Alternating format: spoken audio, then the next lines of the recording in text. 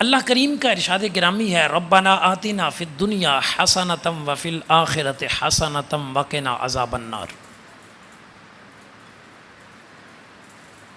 اللہ کے نیک بندے جو رب سے مانگتے ہیں نا، اس کے مانگنے کا ایک طریقہ اس آیت کریمہ میں بیان ہوا، جو اتنا پسندیدہ ہے کہ آپ کے میرے آقا نے وصیت کی اپنے غلام کو، اپنے ایک صحابی کو۔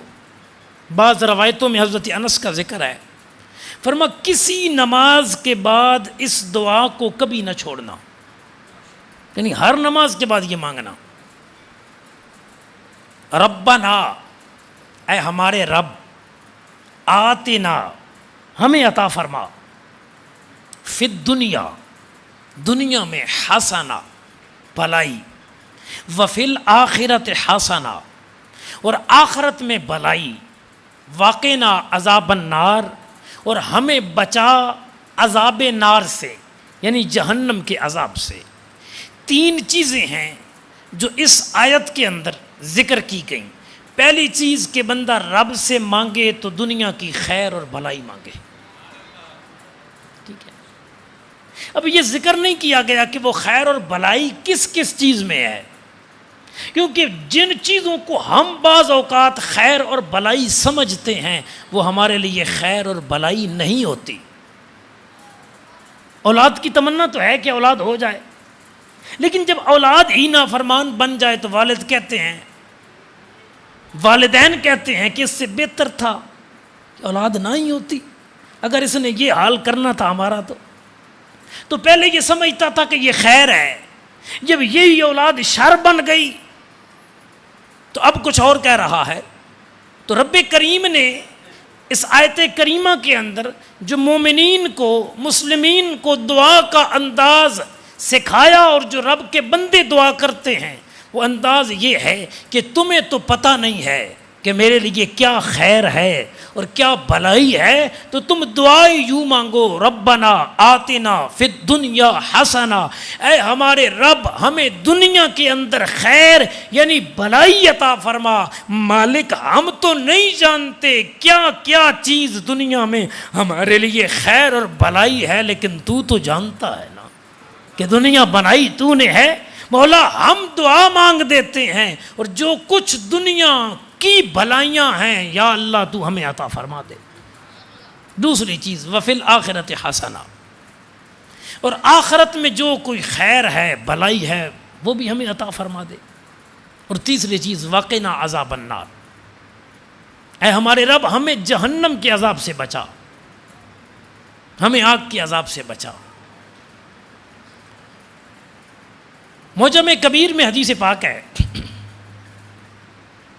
حدیث نمبر 11275، فرمایا جسے چار چیزیں مل گئیں اسے دنیا اور آخرت کی ہر بھلائی مل گئی۔ بڑی توجہ، دنیا اور آخرت کی کل بھلائی۔ قرآن میں کیا کہا کہ رب سے مانگو تو یوں مانگو، اے ہمارے رب ہمیں دنیا کی اور آخرت کی بھلائی عطا فرما۔ اور حدیث میں کیا ارشاد فرمایا گیا کہ جسے چار چیزیں مل گئی نا اسے دنیا اور آخرت کی ہر بھلائی مل گئی۔ انہی چار چیزوں پہ آج ہم چند باتیں عرض کریں گے، اور پھر اپنی ذات میں وہ چار چیزیں ڈھونڈیں گے۔ پہلی چیز فرما جسے اللہ نے زبان ذکر والی عطا کر دی، جسے اللہ پاک نے دل شکر والا عطا کر دیا،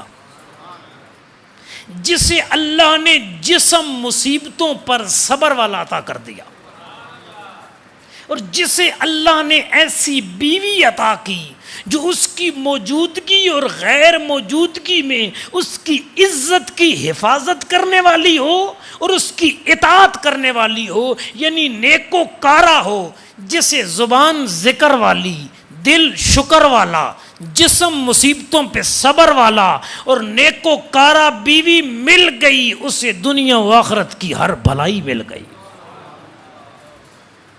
کل کائنات کو اکٹھا کیا گیا ان 4 چیزوں میں، کل کائنات کو، ہر خیر ہر بلائی کو، صرف دنیا کی نہیں آخرت کی بھی خیر اس میں شامل ہے۔